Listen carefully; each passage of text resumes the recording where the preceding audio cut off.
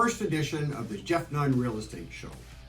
Over the next coming weeks, you're going to see a series of videos that I will be creating to help our real estate agents build a better business. Things we're going to talk about will be timely topics on how we go about listing a home, how we service buyers, how we develop a business plan, so on and so forth.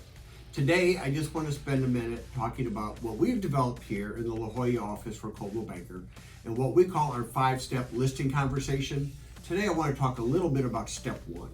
Now, most agents are still doing what I call a throwback to the 80s when they go and take a look at a home prior to trying to determine the value of it. And they go out, they make a few notes, don't get too much information, and then they think they're ready to go price the home. Well, in the era of big data, we have a system here which we call the personal home assessment. Now, what exactly is a personal home assessment versus just coming out to take a look at the home? Well, it takes more work on behalf of our agents, but it's a deep dive into a number of areas of the home. For example, our agents will do the agent visual inspection disclosure, which is a required form prior to even coming close to being able to put a value on the property. Second, they will get the transfer disclosure statement and the seller property questionnaire done as well, because in those forms, again, most agents don't get those forms filled out from their clients until they open escrow.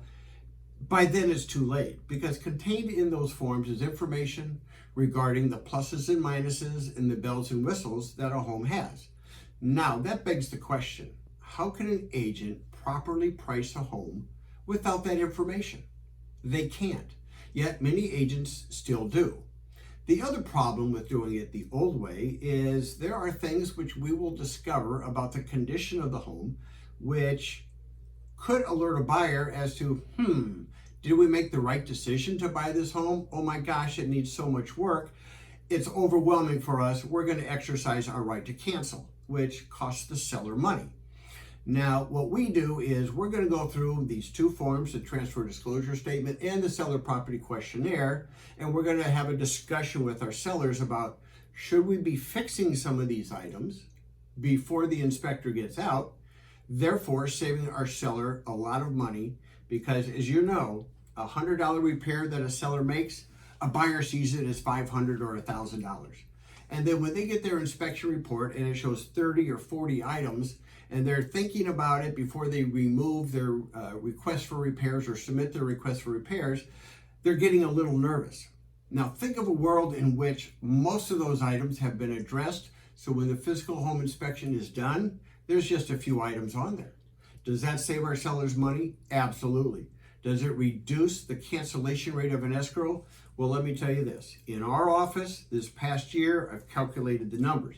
Our cancellation rate is between 5 and 8% versus the industry average of about 25%. Does that save our sellers money? Absolutely.